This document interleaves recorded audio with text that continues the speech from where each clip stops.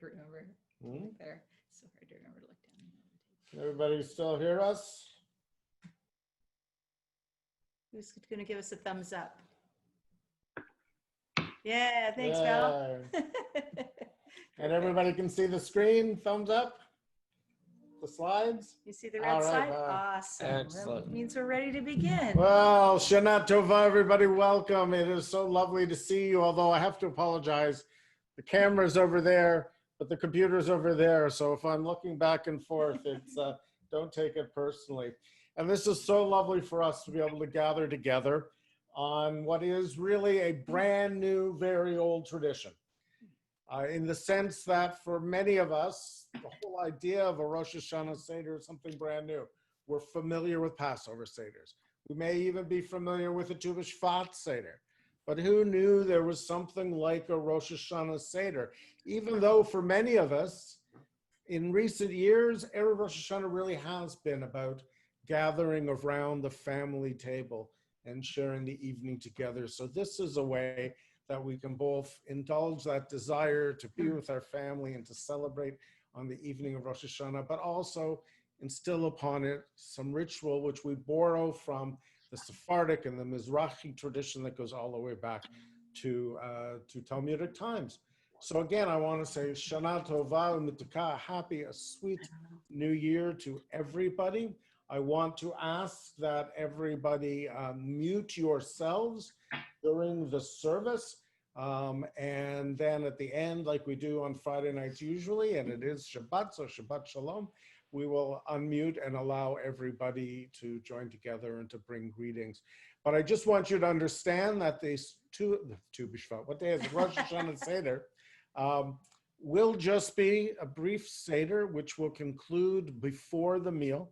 So we're just probably going to go 35, 40 minutes together, sharing some songs, sharing some readings, and sharing all about the beautiful seasonal simanim, the special symbolic fruits and vegetables that we will share as part of our Seder this evening. So again, I want to remind everybody to please mute yourselves.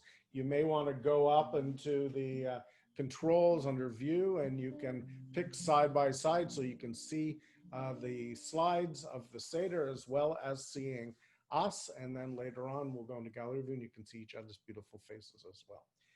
So with no further ado, we'll begin our Seder, and I invite the Cantor to lead us.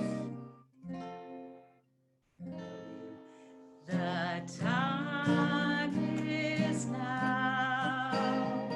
We've gathered round. So bring all your gifts, bring all your burdens with you. No need to hide. Arms open wide. We gather as one to make a makom kadosh. We come to tell, we come to hear, we come to teach, to learn, we come to grow, and so we say, the time is now. Sing to the one, God's presence is here. Shekhinah, you will dwell among us. Make this space a holy place, so separate, so whole. Rejoice every soul who enters here.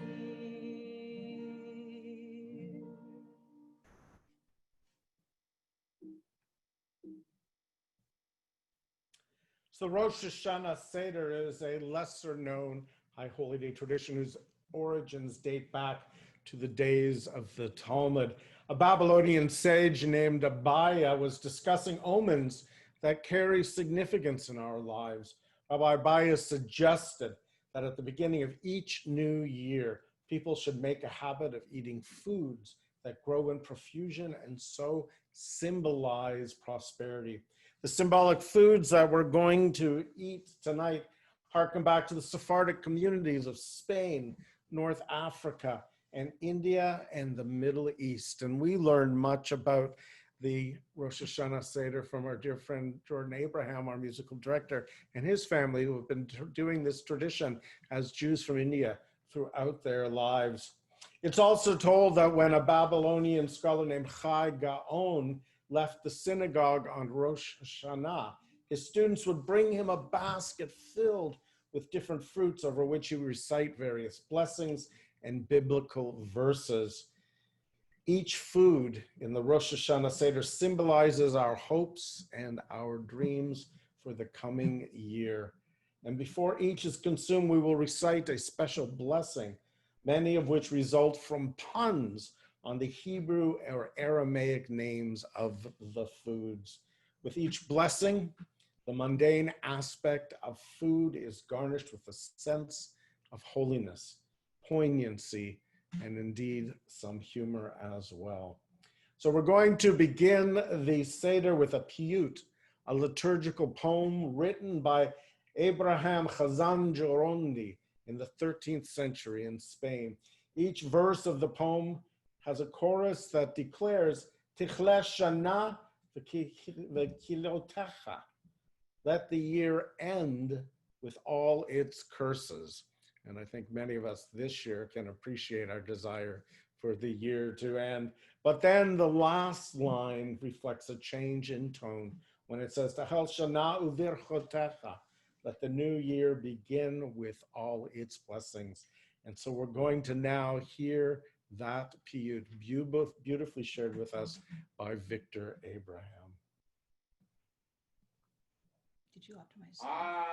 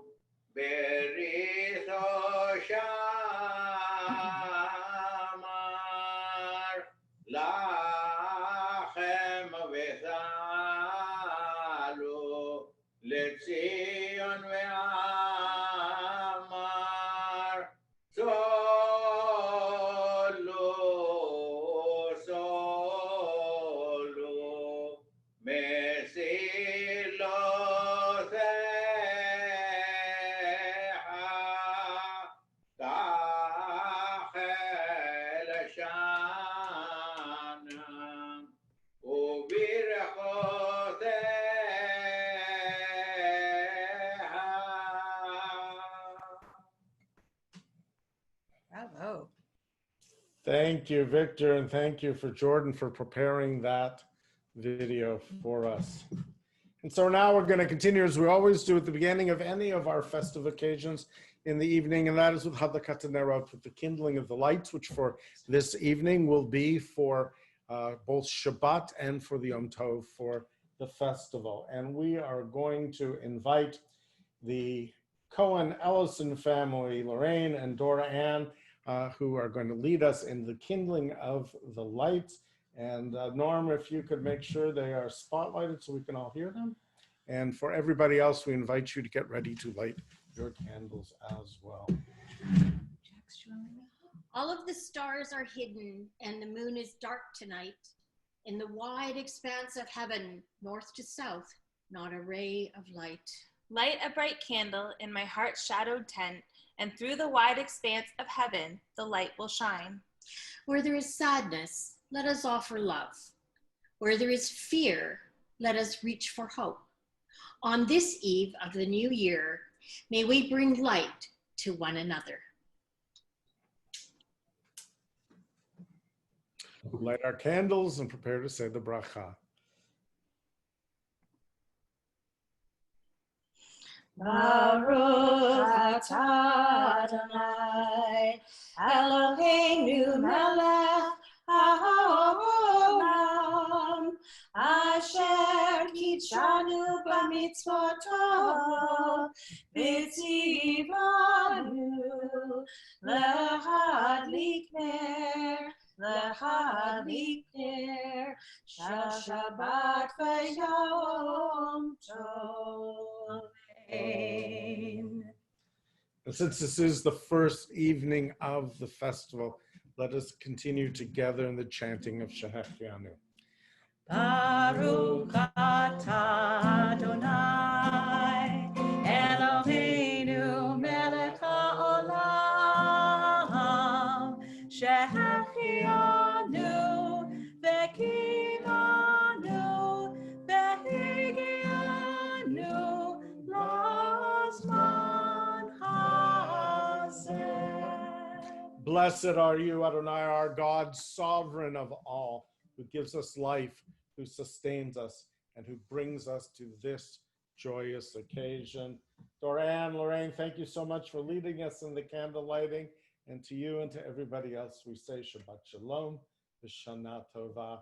And since it is both holy occasions, we're going to continue now with the Kidus for the sanctification of the day. But I warn you a little bit, just that this is a weird combination of both. I guess it's not weird.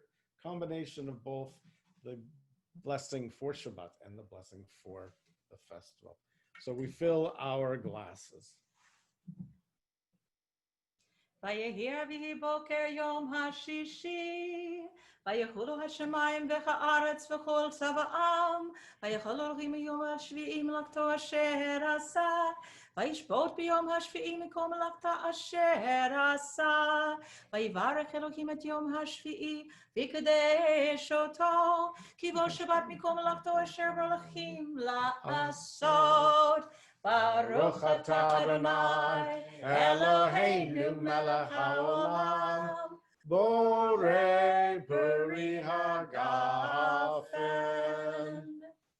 Baruch atah Adonai, Eloheinu melech haolam, asher bachar banu mikol ha'am, v'ramamanu mikol hashon, v'kidashanu b'mitzvotav, v'titen lanu Adonai Eloheinu, v'yahava et yom haShabbat hazeh, ve'et yom hazikaron hazeh, v'yom teruah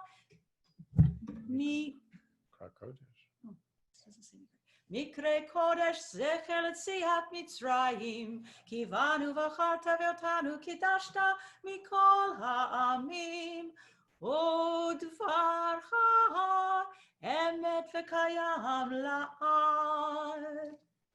ברוך אתה אדוני, מלך על כל הארץ, מקדש שבת, וישראל ביום הזיכרון. Amen.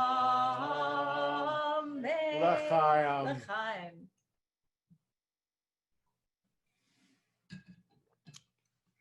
And to bring holiness to the Shabbat, we continue with the Shamru. V'shamru b'nei Yisrael et ha-Shabbat, la'asot et ha-Shabbat לדורותם ברית עולם. ושמרו בני ישראל את השבת, לעשות את השבת לדורותם ברית עולם. ביני ובין בני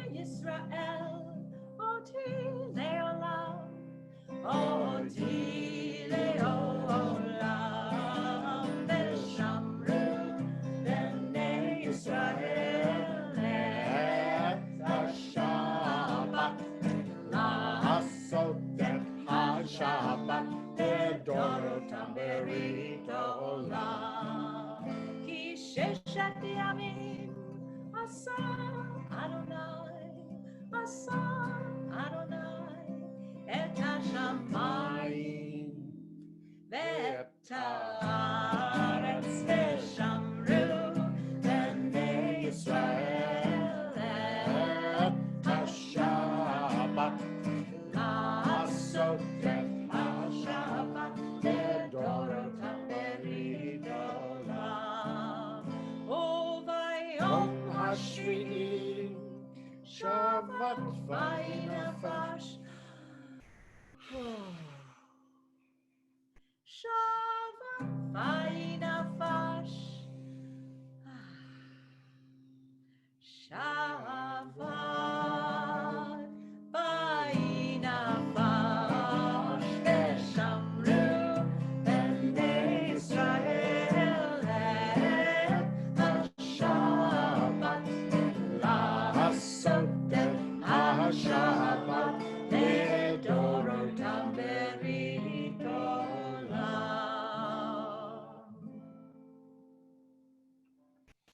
And as we do, as you're familiar from Passover Seders, but also often on Shabbat and other times as well, as part of our brachot, as we prepare to share the meal together, we wash our hands. But not only do we wash our hands as an act of hygiene and sanitation, something we've all become very familiar with in recent months, but we wash it as an elevation of the soul, something that spiritually purifies us. And in fact, when we say the blessing, it doesn't say, despite what it says on the screen, God who commands us to wash our hands. It says, no, al nitilat yadayim, God who has commanded us to elevate our hands, and we hold them up as we wash them.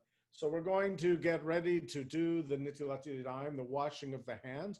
And rather than bringing the water to the table, what we'll do is we will make our way through the reading, we'll do the blessing, and then you can all run off to your kitchens or your washrooms and wash your hands there, and then we'll convene back around our tables after the blessings.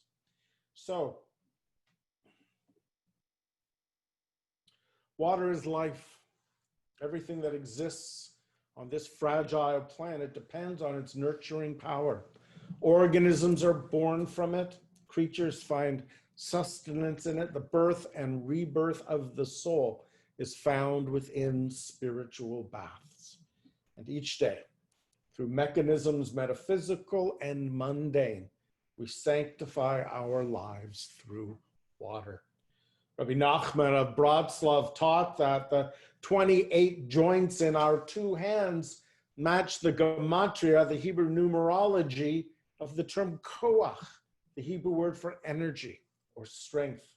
When we engage our hands in holy means, holy activities, we bring divine energy to that moment. Washing our hands is a brief oasis in time.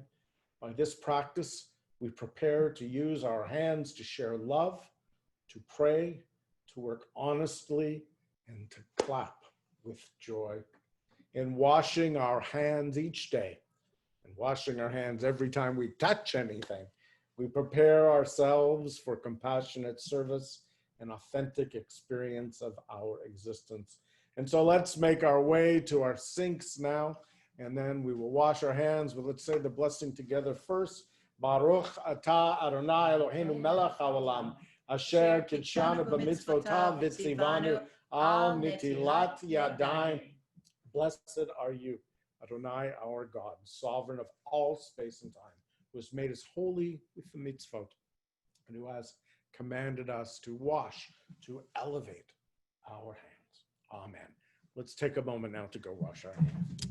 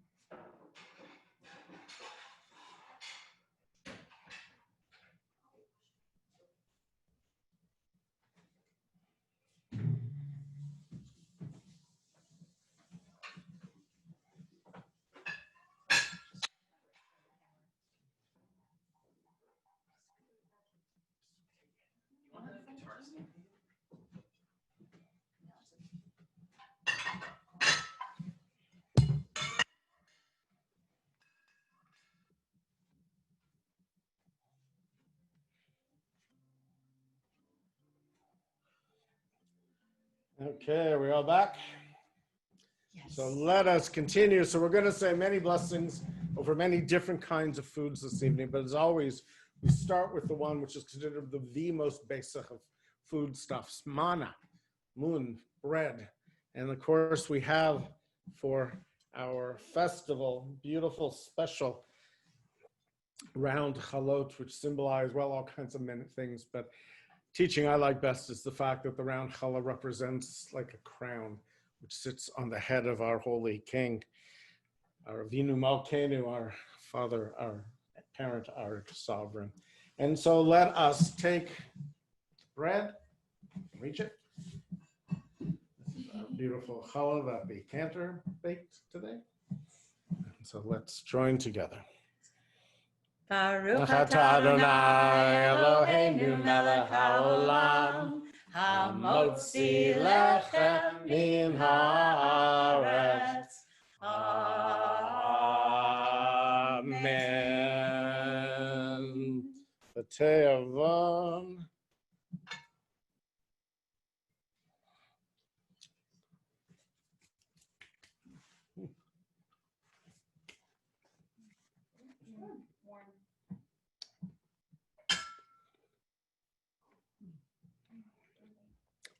Pour me some water, please. Yeasty. And now we're going to continue with the simanim, the special symbolic fruits, vegetables that we find on our Seder plate. Very different looking Seder plate. So we're going to begin, thank you. We're going to begin with the tamar, the date, and this represents a wish for peace. The first fruit we eat is the date. Dates represent our wish for peace. The Hebrew word for date, tamar, is related to the word yitamu, which means end. We pray that hatred in the world will end and that the new year will be indeed a year of peace. And so take your dates if you have some. Did you bring a date tonight?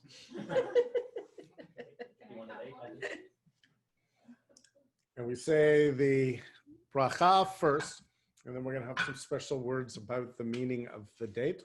So we say the blessing of things that grow on trees. Baruch atah Adonai Eloheinu melech haolam borei pri ha'etz. Blessed are you, Adonai, our God, sovereign of space and time, who creates the fruit of the tree. Yehi ratzon melefanecha Adonai Eloheinu v'Elohei avotenu v'imotenu sheyitamu oivenu v'shonenu v'chol mevakshe ra'atenu. May it be your will, Adonai, our God and God of our ancestors, that enmity will come to an end. The Teavon, enjoy your tomorrow. Sweet.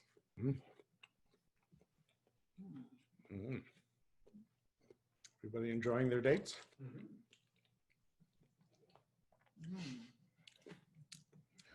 And the next fruit is probably the fruit that is most associated with Judaism. Here, Sam, we're going to do that. He's going to bring it. Yeah. There you go. According to Jewish tradition, pomegranate contains exactly 613 seeds, which corresponds to the traditional number of mitzvot, of the commandments. In the Torah, eating a pomegranate on Rosh HaShanah reminds us of the importance of doing mitzvot in the coming year. So now the challenge is to cut into your pomegranate so that you can see all of the seeds on the inside and get some out. Be very careful because they're hard. You need a good sharp knife. Just like right down the middle. Break it up with your hands. Yeah. Sort of score it open and then open it with your hands, but How do you know when a pomegranate's ready? because it says, I'm ready. I'm ready. Oh, there you go. And there's also lots of red pomegranate juice that easily comes out. Beautiful. Oh. So this pomegranates grow on trees, and we always said the bracha for fruits that grow on trees. So we're just going to have this special reading. Yehi ratzon melefanecha Adonai Eloheinu v'Elohei avotenu v'imotenu Shenihya malei mitzvot keramon. The word Ramon means pomegranate. May it be your will, Adonai, our God and God of our ancestors, that we be as full of mitzvot as a pomegranate is full of seeds. Rimon. So everybody enjoy some pomegranate. Wow. Pass around, take some seeds. So you will be as Did we full. make the bracha? No, not yet. We did already. Did Yes, we? we did. Enjoy your Oh, it pomegranate. doesn't have a Baruch on it. Yes, we did that one beforehand. Oh. Gotcha. So the word Rimon, or plural Rimonin, has all kinds of meanings in Jewish tradition. It is the word for pomegranate, but it's also what we call the Torah crowns on the top of our scrolls. When there's one, it's a keter, a crown. But when there's two, one on each of the sides of the Itzay Chaim of the Torah scroll, those are called Rimonim because they look like pomegranates. And then there's an unfortunate usage of the word as well in modern Hebrew. The word for hand grenade is also Rimon. I wonder why. So, because the hand grenade looks like a pomegranate as well, I guess. It also looks like an egg or a. Well, we're not explaining, we don't have an explanation. It's just two beautiful word meanings and one not so beautiful. Potato voter. Pomegranate seeds look a lot like corn kernels if they were red. Amazing, right? Yeah. All right, and now probably the most familiar of all of the special foods that we eat on Rosh Hashanah, the most well-known of the symbolic Rosh Hashanah foods. The apple dipped in honey is common in Ashkenazic tradition. These foods represent the wish for a sweet year to come. Great sage, the Chafetz Chaim, reminds us that the sweetness should be reflected in our moods. Avoid anger, for it is a bad omen for the coming year.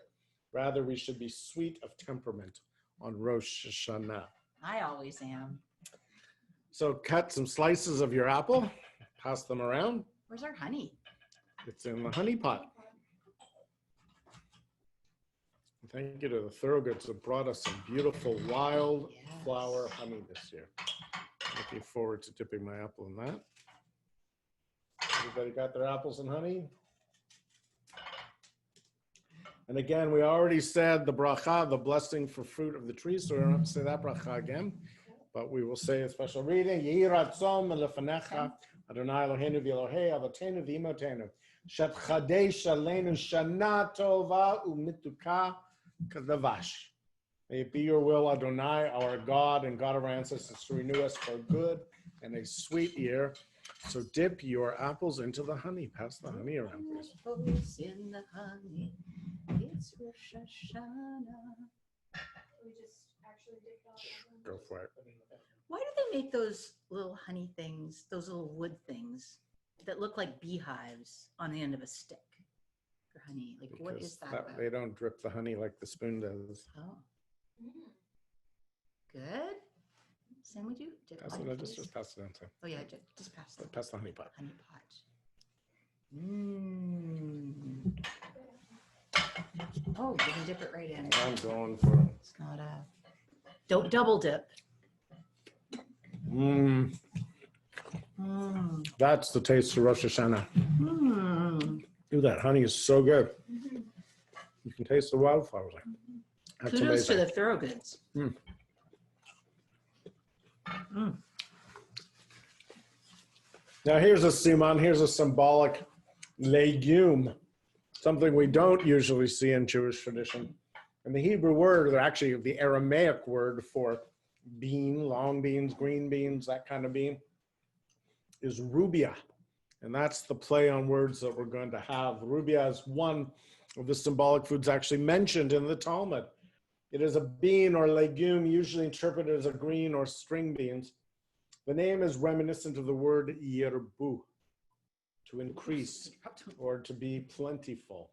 With the rubia, we ask that our merits increase and that we be blessed with plenty. At the same time, the rubia gives us an opportunity to remember and acknowledge those who are less fortunate. For their sakes, we wish that not only will this year be one of prosperity and plenty for us, but also one of giving and sharing with others. I highly suggest you do not dip your Rubia into the honey. I don't think that's going to taste very Especially good. our Rubia is raw. So, It's not good. so these didn't grow on trees. They grew on vines growing out of the earth. So beans growing out of the earth. So we're going to have to say another bracha. So pass it around. Oh, we gotta You can eat these raw. Here we go.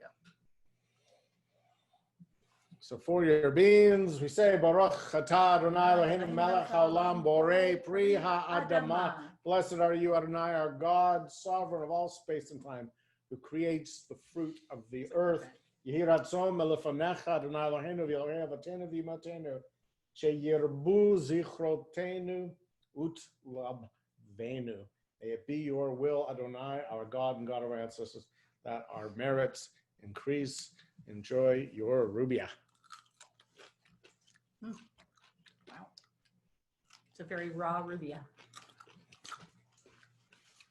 Good Rubia. Mm-hmm. Mm. Not sure. Not sure.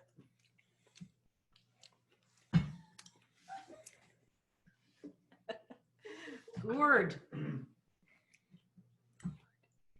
So moving on, the next of these symbolic foods, the simanim, is something that's absolutely seasonal for us here in Ontario and something that we have absolutely no purchasing this time of the year. I walked into Fortino's and I had my choice of dozens of different types of gourds and squash and pumpkins. Who knew there were that many different kinds of pumpkins? But the Hebrew name for gourd is kara, which sounds like another Hebrew word kara, which means to tear, to rend, but it also can mean to proclaim, to call out. The blessing over the gourd asks that any bad decree be torn up and our merits be proclaimed. If we think of our merits as blessings, then the gourd can remind us to count and proclaim the many blessings in our lives. So in preparation for our Seder this evening, we prepared a variety of different Gourdine. things from the gourd and pumpkin family. So we have some beautiful gourds, which I think we're going to hang on to and perhaps use to decorate our sukkah.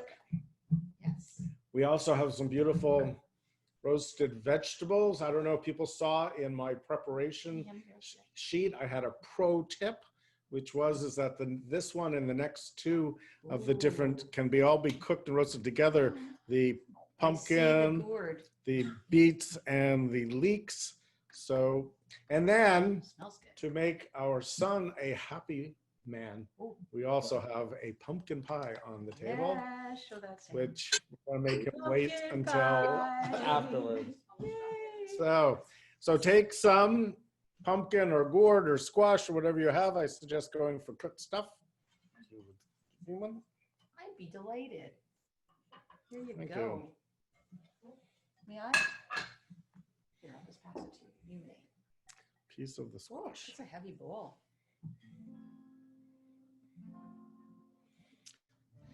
And we take our piece of gourd, pumpkin, or squash, and we say, Yiratzon melefanecha Adonai Eloheinu v'Elokei Avotenu v'Imotenu shetikra ro'a gazar dinenu v'yikra'u lefanecha zichrotenu.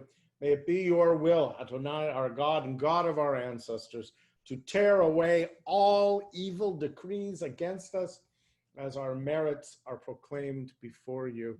The Teavon, Amen. enjoy. Mm.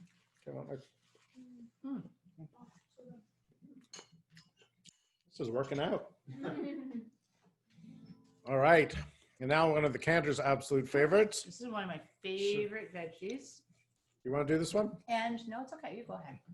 And it can be a dye, a beautiful purple dye, natural dye. And you can eat the greens as That's well true. as the root. Yeah. And little known fact, in Australia, beetroot's standard on hamburgers. Wow. Who knew? Who knew? So I the- like pickled beets. That's what they usually. So, excuse me. The Aramaic word for beets is salka, which resembles the word lehishtalek, to retreat. In this blessing, we ask that our enemies retreat and that we be freed from those who wish us harm. So everybody get some beets. Again, we're going to go back to our roasted vegetable bowl, and this time take the red ones. Beat it, beat it.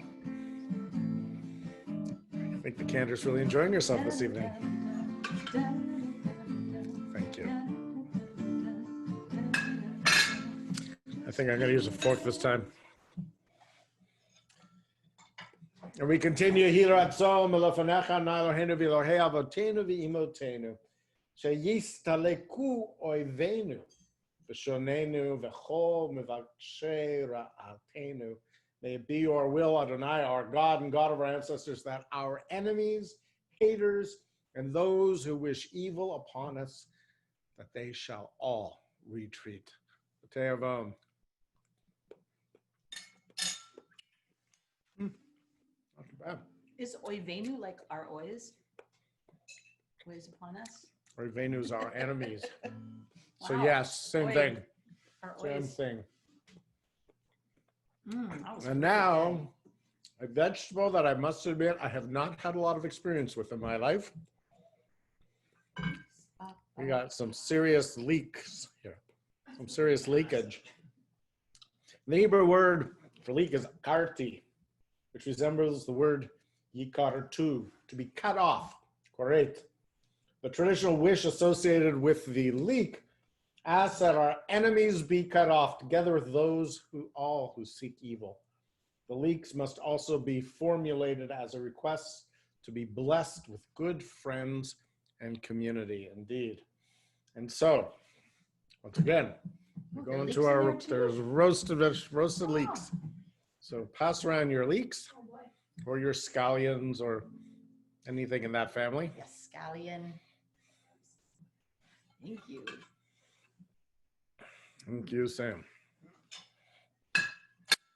And with leek in hand, you say, Hiratzom melefanecha Adonai Eloheinu v'Elohei avotenu v'imotenu, sheyikartu oivenu, v'shonenu, v'chol mevakshe ra'atenu, v'shenit barech b'yadidim tovim, u'vikhila tomerchet.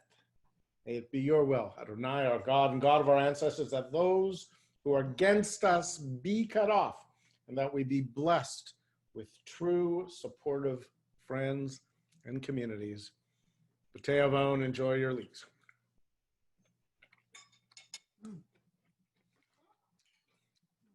Mm.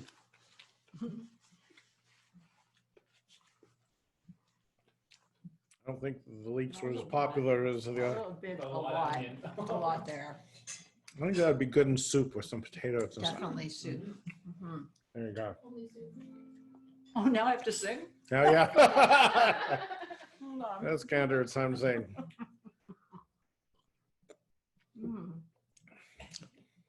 We're going to share this song by the wonderful Jewish musician Billy Jonas as an anticipation of our next Siman. Rosh HaShanah, head of the year. Rosh HaShanah, head of the year. Rosh HaShanah, head of the year. We're so glad that everyone is here. Teshuvah, repeat after me. Teshuvah, Tzedakah, tzedakah, tefillah, tefillah, teshuvah, teshuvah, tzedakah, tzedakah, tefillah, tefillah. Rosh HaShanah, head of the year. We're so glad that everyone is here. Speaking of heads, Speaking of heads, You are sharing your everything okay? sharing your Speaking of heads, we are moving ahead to the head. Mhm. Many communities serve the head of a fish, or believe it or not, a ram on the Rosh HaShanah Seder table. These represent the wish of being like the head and not the tail. Be like the head, not the tail. A leader, not a straggler. A ram's head also serves as a reminder of the ram that was sacrificed in the story of the Akedah, the story of the binding of Isaac, which we read on Rosh Hashanah. In lieu of a ram's head, which I don't even think we have room for on our table, or a fish's head, which I was considering doing, but just couldn't quite get there. The Cantor does not like fish heads. The Cantor does not like fish No. head. So we've gone the vegetarian option. And in lieu of a fish head or a ram's head, we have a head of lettuce. This one. A head of lettuce.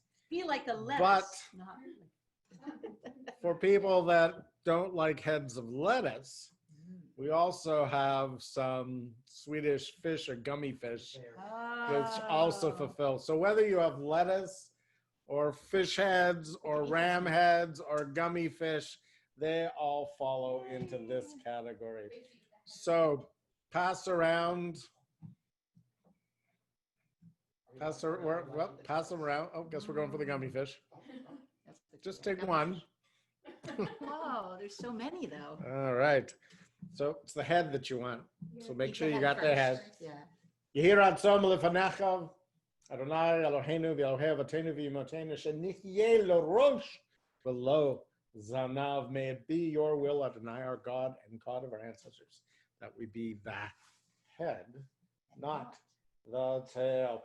And as it says in the Akedah, and you shall remember for us the binding and the ram of our forefathers, our ancestors, the son for our forefather Isaac, son of our forefather Abraham. Peace be upon them. B'terevon, enjoy your head. So fresh. Well, you gotta eat it first. Mm-hmm. Eat the whole thing. Well, it went in head first. Yummy. This was my favorite part. That was my favorite part. Better than leeks. Yeah. As we reach the conclusion of our Rosh HaShanah Seder and get ready to share our Rosh Hashanah meal, because this Rosh Hashanah is also Shabbat, I wanted to share with you one of my favorite teachings, which comes from Rabbi Levi Yitzhak of Berdichev. And when Rosh Hashanah coincided with Shabbat, Rabbi Levi Yitzhak issued a decree to God. He said, Sovereign of the universe, today is the new year when you write the Jews either into the book of life or the book of death. However, today is also Shabbat. So it is forbidden on Shabbat to write their verdict in the book of death. We don't deal with death on Shabbat. However, you may inscribe them in the book of life, since when life is endangered, pekuach nefesh, one may save it, even while committing a violation of the Sabbath. That is my ruling as the local rabbi of this community, and you must abide by it. And we say, Avinu Malkeinu, Kotvenu b'Sefer Chaim Tovim, enter us in the book of lives well lived. And we continue with Lashana Tova Tekatevu, may we all be inscribed for a good year. Lashana Tova Tekatevu, Lashana Tova Tekatevu, Tekatevu.